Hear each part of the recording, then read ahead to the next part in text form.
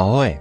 I was scrolling Reddit the other day and I'm subscribed to r/RSA and I found something about Cape Independence and I was like, huh.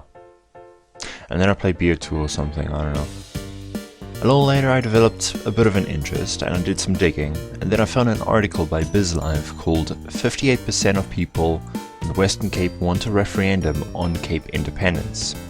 Disclaimer: I am not a journalist or a researcher. I'm just a dumbass with internet connection and a fascination.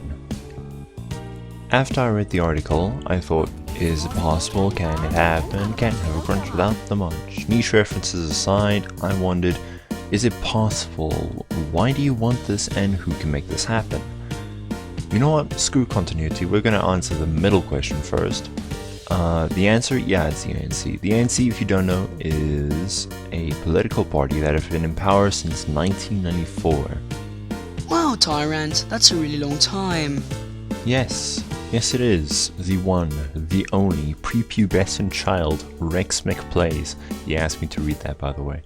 ANC has represented a post-apartheid status quo that has kind of been withering, and people kind of getting sick of them. They always find themselves in a seat of power. And politics aside, most people who support secession is doing it because the ANC doesn't actually hold a majority in the Western Cape. In fact, it's been 10 years since the last time they had. In 94, the National Party was the leading party, I guess. In 99, the ANC took hold, then again in 2004, but ever since 2009, it's all been DA. Okay, is it possible? Well, the only way the Western Cape can become independent is through referendum. And I found an article by Professor Pieter de Vos, a bit of an expert on the South African Constitution and a pretty based person. I'll tell you what you need to know, but I'll leave the article, as well as everything else in a Google Doc or something, in the description. So if secession is going to happen, it's going to need to go through a few phases first. First, the Premier needs to call a referendum, and a majority of people need to vote yes. But the thing is, the president or the party in power can just kind of ignore it. But if something does come of this, the president can call a National Assembly, and 2/3 of the Assembly and 6 of the 9 provincial delegations and the National Council of Provinces need to vote yes. Only then can paperwork start being drawn. So yeah, chalk that one up as probably not. Oh yeah, who can make it happen? Yeah, it's probably the DA, as they're like the leading party in the Western Cape.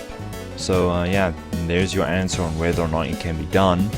And I suppose it can, but it's not gonna happen next Monday.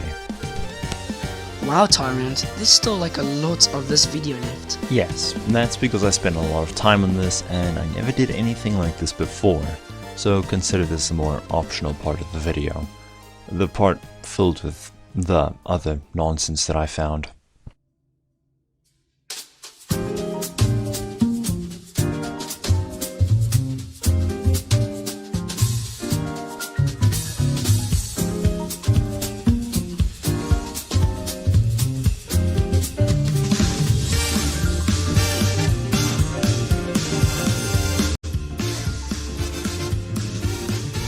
The original article. Now, I got a lot of names and stuff from the article, including the Vanguard for Cape Independence.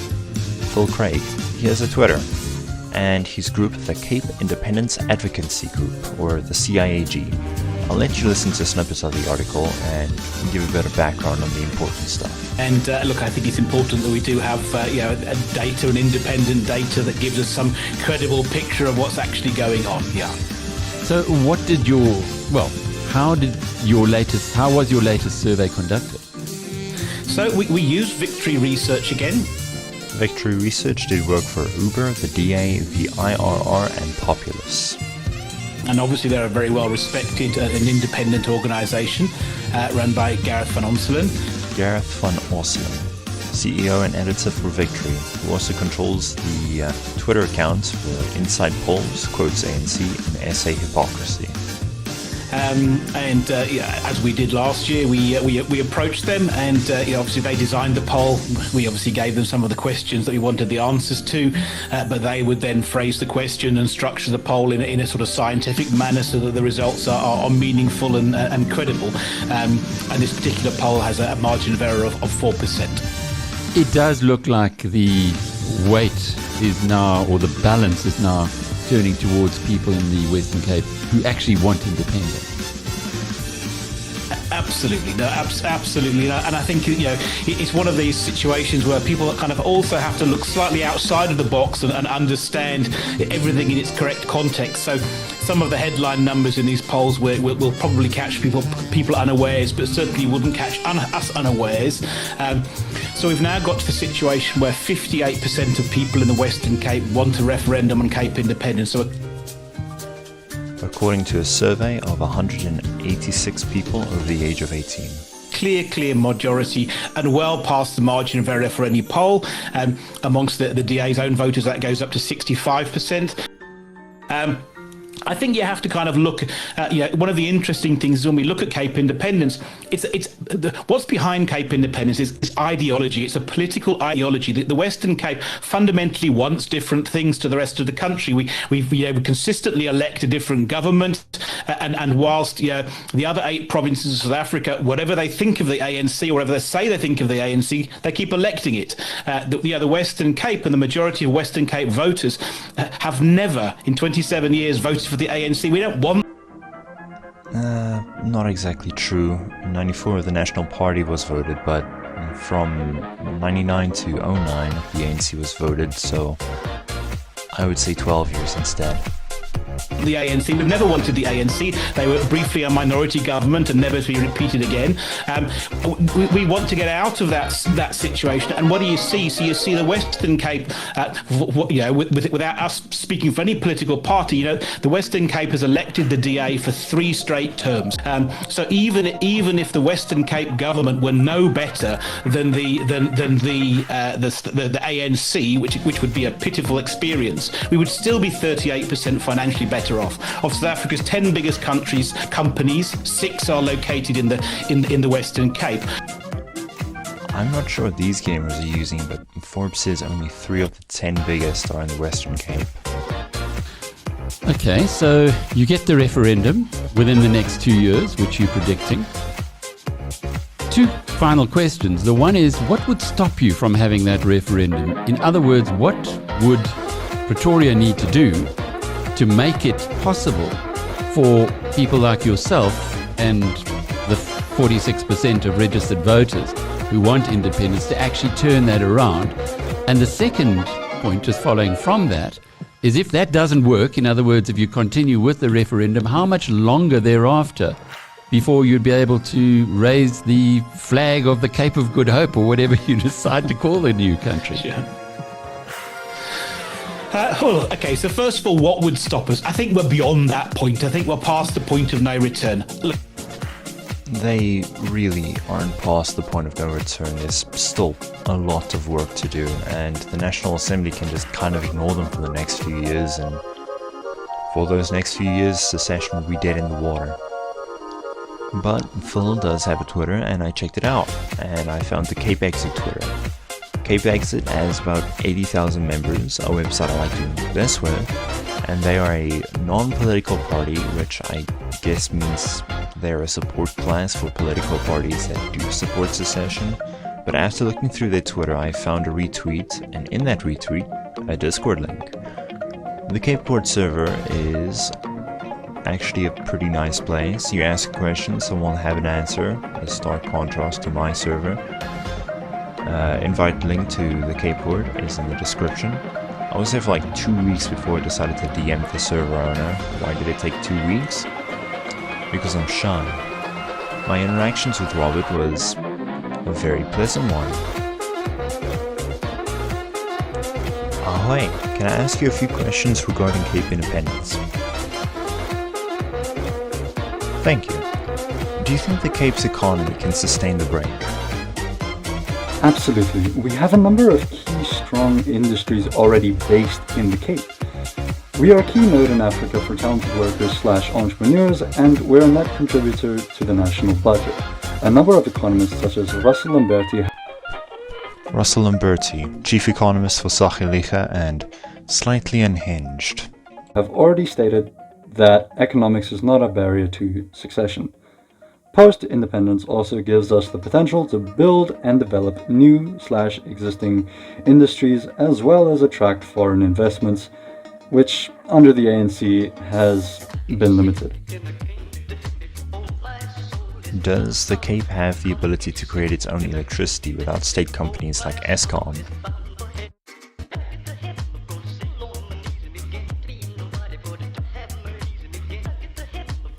So right now, municipalities have been given the ability to start producing their own energy generation capabilities. The municipalities in the Cape are using this to push hard for energy independence for their local areas, and it's a key part of DHL's campaign for mayor. Over the next 5 years, we will likely see a significant increase in Cape-based electricity production, which should offset the electricity we currently need to import from other provinces. Furthermore, when a succession takes place, state-owned assets and liabilities are generally split between the succeeding state and the existing state, so Eskom assets in the Cape would come under Cape control. Who got you in the movement? I joined the movement after finding out about the CIAG on Twitter. In March, I decided to set up the Cape Core Discord server, and since then we've received support and given support to a number of other pro-independence groups such as the CIAG, Cape Exit, VF Plus, and the Cape Independence Party. Which party do you think will help the Cape achieve independence the soonest? The Democratic Alliance. They are the party of the provincial government and the premiership, and thus are the only people who can call a provincial referendum. In a recent press release, the CIAG were able to confirm that the DA were in favor of a referendum on Cape independence, although at the present time the DA would not support a leave vote in such a referendum. CIAG's best bet on when a referendum will take place is within 18 months before the 2024 elections. Has there been a lot of international backing? At the moment, no. Although those international efforts are ramping up and more resources are being focused on them. We could see some big things happen in 2022. So yeah, that's the long and the short of it. I'll probably make an append to this video once things develop a bit more. There's still the matter of military, industrial and civil assets. Also, Phil Craig gave a letter to the premier. I don't know. Eskom, stop turning off my power, please. Thank you.